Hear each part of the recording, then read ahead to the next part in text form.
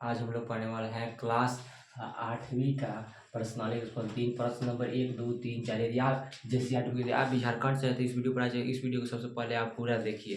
सबसे पहले जो पहला इसका प्रश्न नंबर जो 1, 2, 3 और 4 बनाऊंगा इसमें मैं, इसमें जो दिया हुआ है पहला दिया निम्नलिखित को सत्यापित कीजिए। सत्यापित करना है। सत्यापित में दिखाया जाता है कि दायां पक्ष और बायां पक्ष बराबर होता है। इधर जो दायां पक्ष है उधर बायां पक्ष इसमें बराबर होता है। यही सत्यापित करना है। हम हल सबसे पहले लिखेंगे सबसे पहले दायां पक्ष। सबसे पहले बायां पक्ष लिखते हैं। ये दाहिना इधर हो गया, ये बायां हो गया। तो लिखते हैं बायां पक्ष।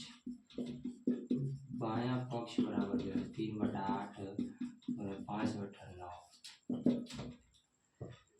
ऊपर ऊपर गुना कर देंगे, नीचे नीचे गुना कर देंगे। 5 3 15 हो जाएगा और 8 9 9 8 72 हो जाएगा। हो गया। अब फिर लिखेंगे दायां पक्ष। जो बायां पक्ष का मान और दायां पक्ष का मान जो बराबर होगा तो सत्यापित वही करना है कि दायां और बायां पक्ष का मान जो बराबर होना चाहिए। जो बायां पक्ष है, जो बायां पक्ष है 5/9 3/8 5 गुने 3 9 गुने 8 5 3 15 9/72। तो यहाँ पर जो है बायां पक्ष 15/72 और दायां पक्ष 15/72 हो गया, यानी दोनों बराबर है। लिख सकते हैं का दायां पक्ष बराबर बायां पक्ष। यही सत्यापित करना था, सत्यापित हो गया। अब देखते हैं प्रश्न नंबर पहला का बी। प्रश्न नंबर पहला का जो बी है उसे देखते हैं।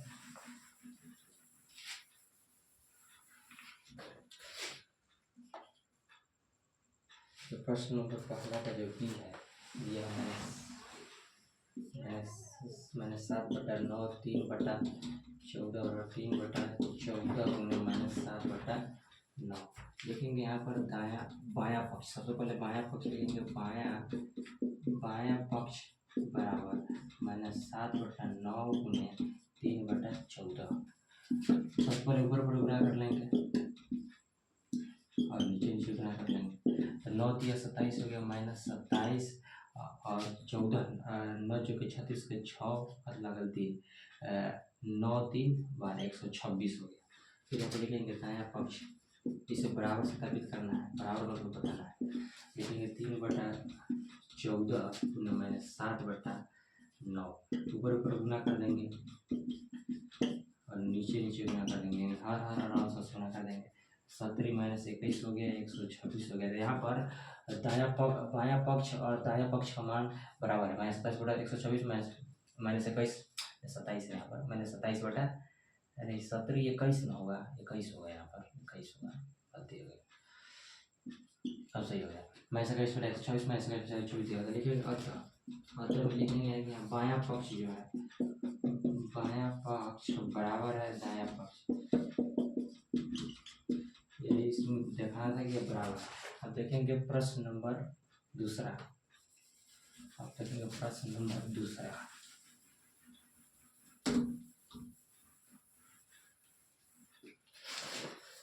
प्रश्न नंबर दूसरा में कह रहा है कि निम्नलिखित को सत्यापित किया। प्रश्न नंबर दूसरा भी जो है निम्नलिखित को सत्यापित कर गया। यहाँ पर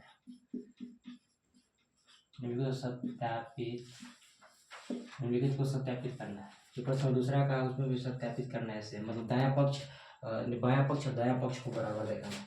यहाँ पर दिया हुआ है -5/2 गुने -7/4 गुना 1/3 बराबर -5/2 इंटू -7/4 इंटू 1/3।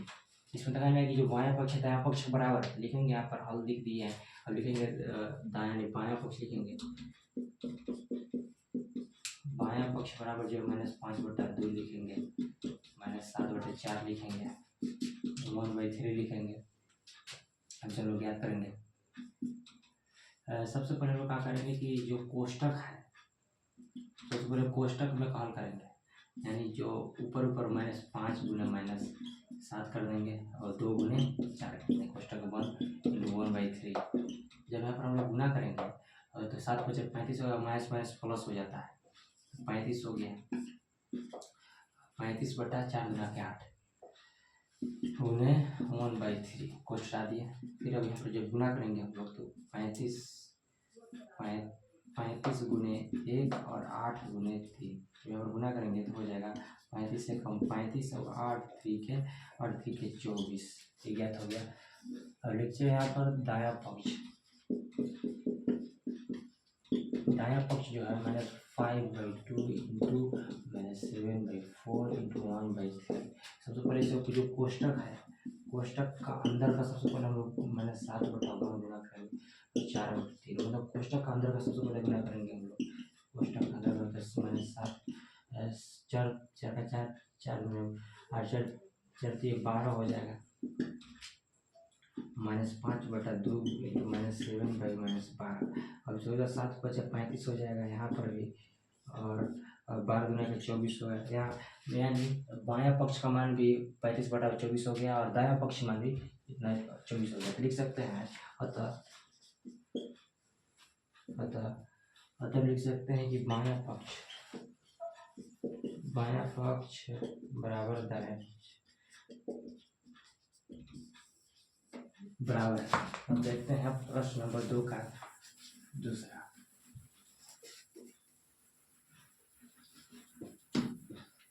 प्रश्न नंबर 2 का दूसरा नहीं बी दिया हुआ है, इसमें भी दिया हुआ 3/5 गुने 2/11 5/4 बराबर 3/5 गुने -2/11 गुने 5/4 5/4 यहाँ पर दिया हुआ है। सबसे पहले उसी तरह हम लोग क्या करेंगे, लिखेंगे तो बायां पक्ष बराबर 3/5 गुने -2/11 गुने 5/4। सबसे पहले हम क्या करेंगे, कोष्टक में के सबसे पहले हम लोग क्या करेंगे, कोष्टक जो है यानी 3 गुने यहाँ पर ऊपर गुना करेंगे -2 और 5 गुने 11 5/4 3 गुना 6 हो गया, 11/55 हो गया, 5/4 लिख सकते हैं। यहाँ पे जब गुना करेंगे तो 6×5 30 हो जाएगा, 5×30 -30 हो गया, 5×20 के 0 हाथ लगा, 2×5 2 22 -3/22 हो जाएगा। यहाँ पर लिखेंगे दायां पक्ष जो दायां पक्ष है 3/5 इंटू -2/11 इंटू 5/4 यहाँ पर दिया हुआ है। लिखेंगे 3/5 इंटू, सबसे पहले हम लोग कोष्टक में क्या करेंगे, -2/5 करें, जो 11 है 11 गुने 4 करेंगे, सबसे पहले कोष्टक में ज्ञात करेंगे, फिर सेम इसी तरह उतार देंगे। यहाँ पर जब गुना करेंगे तो -10 हो जाएगा, 11×4 44 हो जाएगा, और सेम जब ऊपर गुना करेंगे -10 5 गुने 44 गुना करेंगे तो -30 हो गया यहाँ पर भी, और जब गुना करेंगे तो हो जाएगा 220। तो यहाँ पर दिया हुआ है कि जो इधर जो बायां पक्ष का मान और दायां पक्ष का मान -30/220 और यहाँ पर -30/230 बराबर दिया हुआ था। हम लोग लिख सकते हैं यहाँ पर, आप लोग नीचे लिख दीजिएगा, यहाँ पर लिखाने के लिए हम लिख रहे हैं। मतलब में जो हो गया बायां पक्ष बराबर दायां पक्ष, यही इसका है।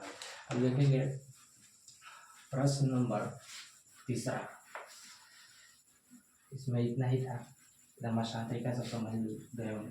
अब देखिए जो प्रश्न नंबर 3 है, ऊपर रिक्त स्थान यानी खाली स्थान दिया उसे भरना है। तो सबसे पहले जो पहला है हम लोग लिखेंगे हल, पहला का जो खाली स्थान -8/12 अब यहाँ पर बताना है कितनी, यहाँ पर कितना रहेगा। सबसे देखेंगे कि इसमें जो बराबर का जो इधर साइड है वो बराबर को उधर साइड भी होना चाहिए। तो यहाँ पर -8/7 है, इधर नहीं है, -21/12 दिया हुआ है, तो यहाँ दिया हुआ है। जो यहाँ पर जो इधर नहीं दिया उसे लिख देंगे, तो -8/7 नहीं दिया तो -8/7 हम लोग लिख देंगे, बन गया।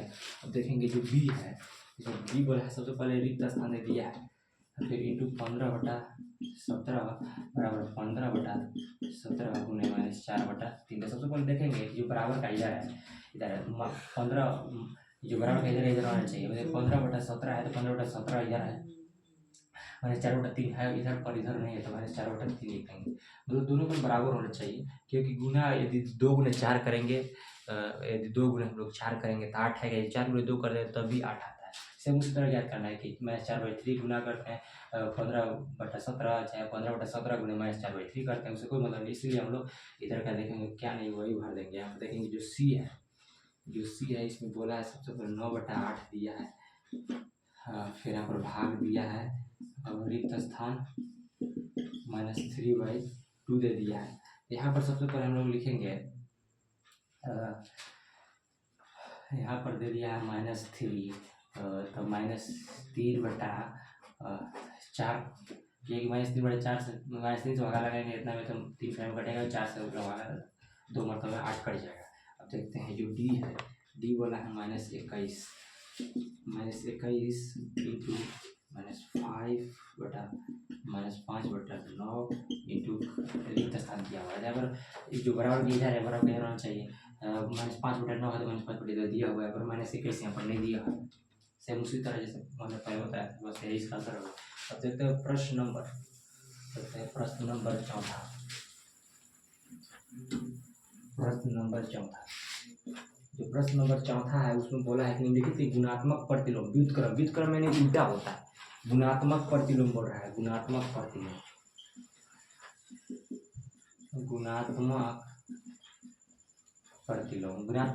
में क्या होता है? सबसे पहले मैं एक सवाल इसमें से प्रश्न कर रहा हूँ, इसके बाद आप लोग समझिएगा। इसमें दिया हो तो 12/23 ऋणात्मक प्रतिलोम यानी इसको व्युत्क्रम भी बोलते हैं। इसमें उल्टा करना रहता है, जो नीचे का अंक है उसे ऊपर कर देंगे सब होते हैं, और जो ऊपर का अंक उसे नीचे कर देंगे। सबसे पहले लिखेंगे हम 12/23 का योज्य गुणात्मक बोला है, योज्य नहीं, गुणात्मक प्रतिलोम यानी व्युत्क्रम जो है -23/12 हो गया। क्योंकि जो गुणात्मक प्रतिलोम है, किसी भी संख्या गुणात्मक प्रतिलोम और उस संख्या के जो हम लोग गुना करते हैं तो एक प्राप्त होता है। जैसे 12/23 गुना करते हैं, 23/12 गुना करते हैं, तो इसे काटने पर हम लोग को 1 प्राप्त होता है। जब 1 प्राप्त होता है तो वह आंसर सही होगा। ऐसे काटने पर हमें 1 प्राप्त होगा। और जब कब होगा? जब इस संख्या को हम लोग उल्टा करते हैं। बस यही इसका आंसर हो गया। अब देखते हैं इसका बी। इसका जो बी है -11/19 हल दिया हुआ है, लिखेंगे हम लोग -11/19 का गुणात्मक प्रतिलोम जो इसका होगा -19/11। आप लोग कहिएगा कि जो माइनस है आप नीचे क्यों लाए, नीचे क्यों नहीं लाए माइनस को? क्योंकि माइनस जो रहता है माइनस को हम ऊपर ही रखते हैं। माइनस नीचे हो तो ऊपर ही ले जाइएगा, अगर ऊपर रहे तो ऊपर ही वह रहेगा। सबसे पहले अब संज्ञा देखते हैं। प्रश्न नंबर 4 का सी है 5 बोला है। लिखेंगे हम 5 का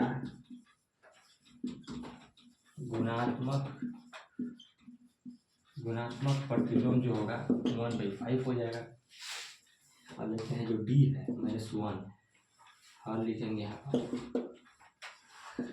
क्योंकि इसके बटा में 1 छिपा है इसलिए वो 1 ऊपर 5 नीचे कर देना है। -1 का गुणात्मक प्रतिलोम जो होगा -1 का -1 बटा 1 रहेगा, पर -1 से बटा छिपा रहता है -1 ही हो जाएगा। अब देखते हैं प्रश्न नंबर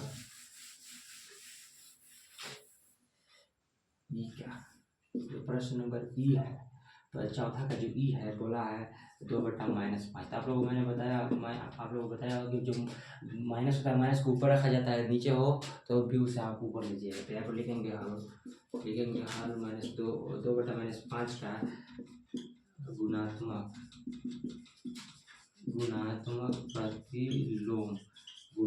प्रतिलोम जो होगा -5/2 हो जाएगा। यही इसका आंसर है। यदि आप लोग झारखंड से हैं और कक्षा 8वीं में है और यहाँ पढ़ना चाहते हैं नॉलेज, तो मेरे को सब्सक्राइब कर सकते हैं। और आज के लिए इतना ही, और कल मिलते हैं अगले वीडियो में।